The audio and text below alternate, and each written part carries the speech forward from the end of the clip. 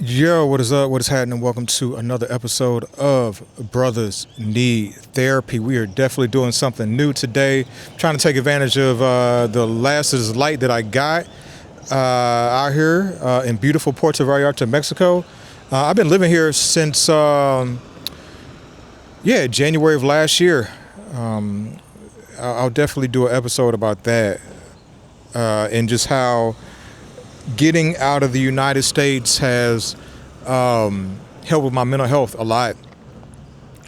I think somebody asked me if I missed anything about the United States. I said, nope, nothing except my family and Chick-fil-A, and that's it. I saw where things were headed before I left, and I just didn't like the fact that you couldn't have a conversation with, at some point, it getting political. And I don't have a problem with talking politics.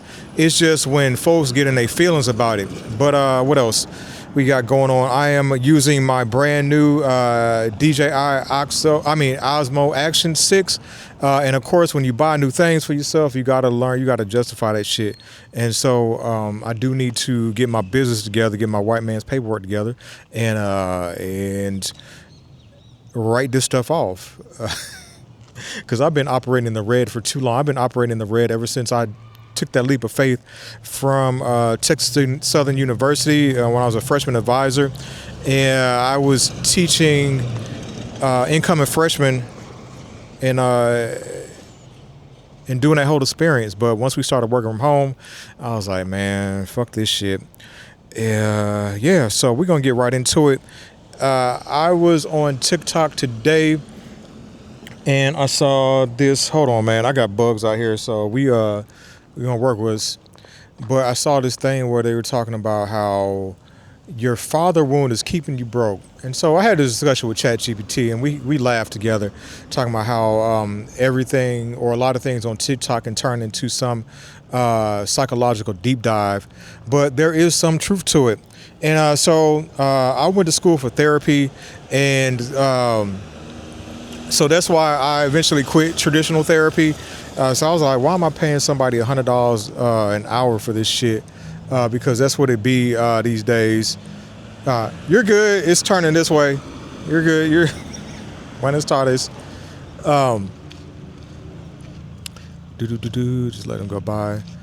I don't know why I talk this English. They look white, so I forgot. They'd be white Mexican down here. And what's I about to say? Yeah, I was like, yo, why am I paying $100 an hour for a therapist? Because when you don't have insurance for it, that's what it costs. And it is Men's Mental Health Month. And if you do need therapy, if you need a therapist, holler at a therapist. But people like me, I got to a point where I got too advanced with therapy. But I see my light is going down, so let me get into these questions. All right, so here are 3 questions that get closer to the root of hold on, let me read that again. Here are 3 questions that get closer to the root than most father wound content on social media. All right, number 1, let me see. What did I learn about money from watching my father? And the sub questions on that: was money stressful? Was money used for control? Was money never discussed? Did he earn well but never enjoy life? Did he struggle financially? I'll go in reverse order on that. Hell yeah, my dad struggled financially, especially after him and my mom divorced. And he probably would have been struggling financially if he weren't married to my mom, because my mom's an accountant, and she was the one that pretty much took care of the books. My dad was a very giving man, and so he would definitely give back to his family, because he grew up poor. He grew up one of 10 kids in Suffolk, Virginia, the backwoods of Virginia. And you know what? Because of lighting, I'm going to end up doing another part of this, but we're still going to get through the first section of this. And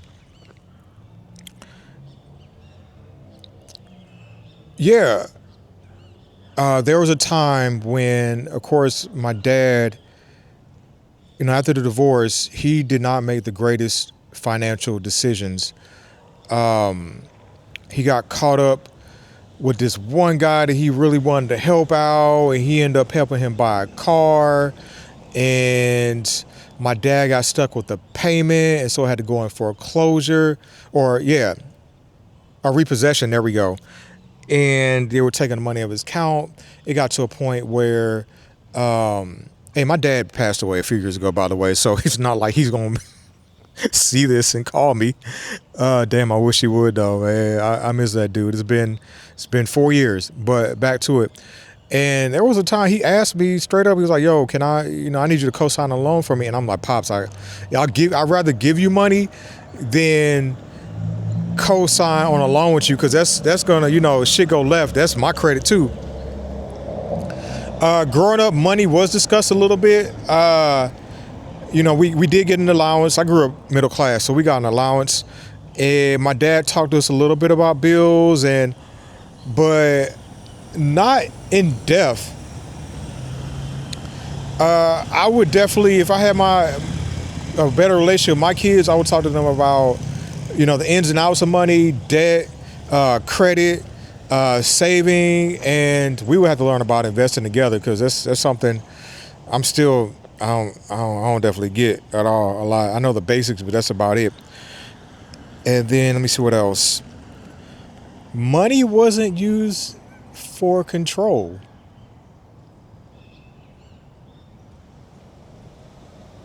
Yeah, it really. My dad he would freely give,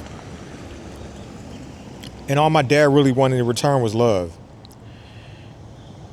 And then, was money stressful? I guess I grew up middle class. My dad was in the Army. My mom was an accountant. And after my dad got out the Army, he worked at Ford. And money wasn't really a problem. But I know there were times like my dad, in between that time of being out the Army and working at Ford, he would work temp jobs. And I knew there was times I was like, we didn't necessarily have it like that. And so I wouldn't, like sixth grade, when I was 12, I didn't ask for anything for Christmas. But money was always there. I never had to worry about where my next meal was coming from. I always had clothes. I always had what I needed. And so when I do another episode, I'll go into deep dive what it can be like growing up when all your needs are already met, and then you're on your own and you're figuring it out. So that's been an episode of Brothaz Need Therapy. This one was a quick one. But if you got any questions, concerns, gripes, complaints, Yelp reviews, leave a comment in the section. And if you're going through it and if you need to holler at somebody because you're thinking about taking yourself out, definitely call 988. And yeah, because suicide is up, and most of the suicides are committed by us men. But all right, y'all be great. Peace.